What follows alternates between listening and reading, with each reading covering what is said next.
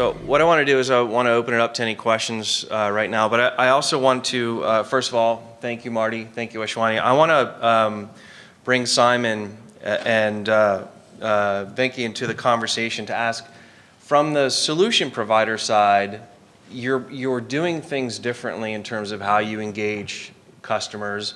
You have your own expertise as well. A lot of that is more technology-centric, it's more adoption-centric, process-centric, but you can also bring to bear a lot of fairly deep expertise based on the fact that you have customers that are changing so significantly. How do you rethink your expertise and how do you deliver it to support what they're doing when sometimes they're not even sure of what their future brings? So yeah, if I may take that, there's a fair amount of, so when we work with our customers, the tribal knowledge is something, so as a solution provider, no matter who it is, we always bring in the technology and the skilled resources, and we are always dependent on our customers for the tribal knowledge. But we start capturing and consciously start capturing that tribal knowledge over a period of time. So I can aptly state this from an example, from an ongoing example, where having worked with so we provide engineering services. So as part of designing these KID modules for one of our customers over several years, what we have gathered as knowledge is, so when you break down a skid, typically it has, a generator or a compressor and the piping and all that around it. So when you bring it down to sub-modules, you know what does it take, what are the typical equipment, what has been the schedule, both in terms of our estimates as well as actuals over the years of time. So we brought that back as tribal knowledge so that, and creating a tool for a customer so that when they know that they need to create this skid with these sub-modules in this geography, what would be the BOM cost, what would be the schedule, and what's going to be the total cost of building the solution. So that's an example of having worked with them for so many years. We've gathered that tribal knowledge of deploying such engineering solutions to them, and how we bring back that value to the customer. Simon? Yeah, so as Marty said at the beginning of his presentation, we agree that starting with operational excellence is the right approach. Operational excellence is a continuous journey, and technology is an enabler to that operational excellence journey.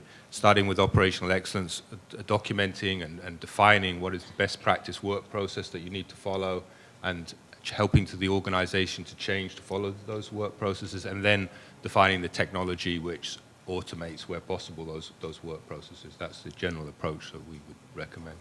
Thanks. So I want to open this up to anybody that would like to ask a question. Anyone? Don't be shy.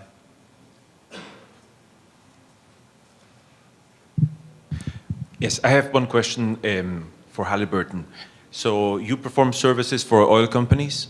So you explained how customers share data with you to improve your operation. You use your data for improving your operations, but what data goes back to the customer, to the oil company, for them to also build their knowledge on their reserves and the whole process?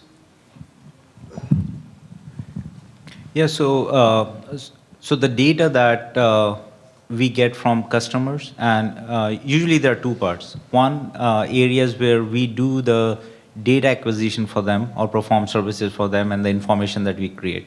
So that data goes back to the customer. So everything that is related to the reservoir properties, subsurface properties, it is customer data. So when they come to us and they give us, we do the analysis on it, but everything goes back to them.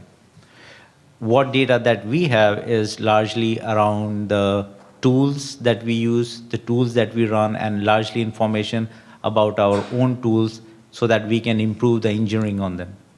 So those are the main differentiation between our data set that sits with us and the data that sits with the customer. Anyone else? Here we go.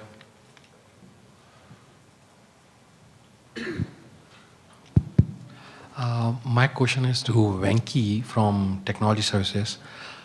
Basically, as a solution provider, when it comes to working with companies like Halliburton and others, how do you look at digital areas of focus in improving some of their challenges and ongoing issues on digital front, like using big data and other spaces?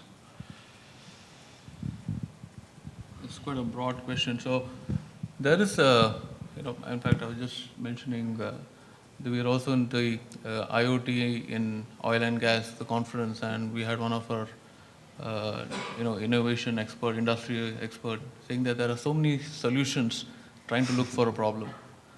So I think the first step in trying to, emerging technology, applying all the technologies, AI or the cognitive learning and all that, it's getting the data in place. And that's something is the first step. And without the data, and then you apply the intelligence on it and derive the information that you're trying to seek out of it. So one area, in fact, one that Ashwani repeatedly brought about is the unstructured data. And there is a tremendous amount of unstructured data in documents, sitting in boxes, in storage areas across the world. And we as an organization, that's something we've been helping several of our super major customers in the oil and gas space, is converting that into the digital, bringing that into the digital world and doing some, the OCR and some AI solutions on that to create, convert that into intelligent data for the geophysicists and geoscientists to look at. So that's something looking retrospectively, trying to digitize yourself.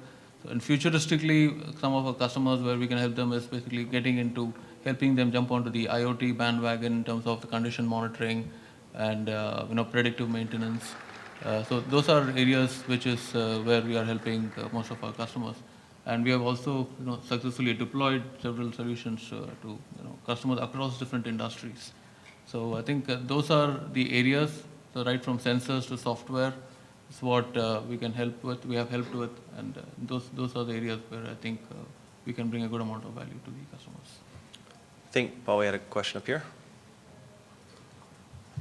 Hi there, James Gordy from Realware. So we talked a lot about how to make sure that you capture a lot of the knowledge that is in documents and data in your different repositories of information. But what do you think the biggest challenge and creative solutions that you're thinking about for capturing the information that's in the head of the workers who are going to retire soon?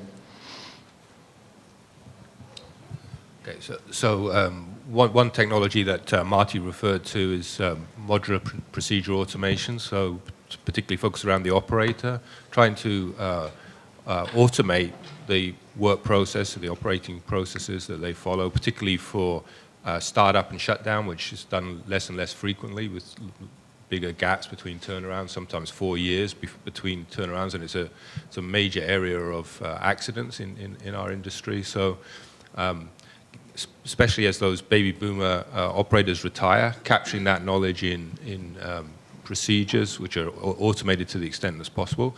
And then also training simulators. Again, you can capture a lot of their knowledge in scenarios that you can play out in training simulators. If I may add to that, I think, like I said, the digitizing the SME, the subject matter expert, I think that is the boundary line where, you have to still, you're person dependent, the person has to input that information into kind of a digital domain. One thing which I've seen as a strong practice, not yet in the oil and gas industry, is following the quality process, not as a process but as a culture. So in your product development lifecycle or in your manufacturing processes, you maintain this document which is, if you don't see them as overheads but rather than as a culture within the organization, you do have a lot of information documented, which can then move forward to become, so that becomes your raw data, and when you work on it, you have a lot of domain and tribal knowledge that you can extract out of. I think we'll end on this question here.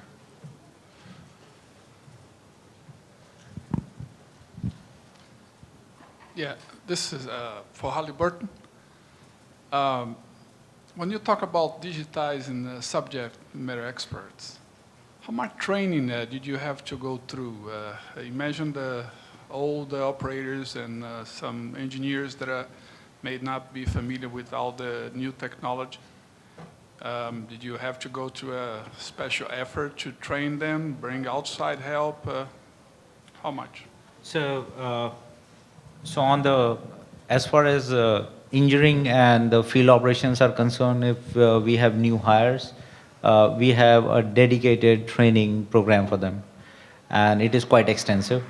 So, in terms of giving them the training, it already exists in the system, and there are areas where we think that if that expertise doesn't sit within Halliburton, then we usually bring expert from outside and train our own people. Training is one of the biggest aspect, because if we don't train, essentially you cannot really run the field operations. So. Hey, on that note, I think we'll close. I want to thank everybody for attending. Appreciate your participation. Thank you very much to our speakers and panelists, and enjoy the rest of the conference. Thank you.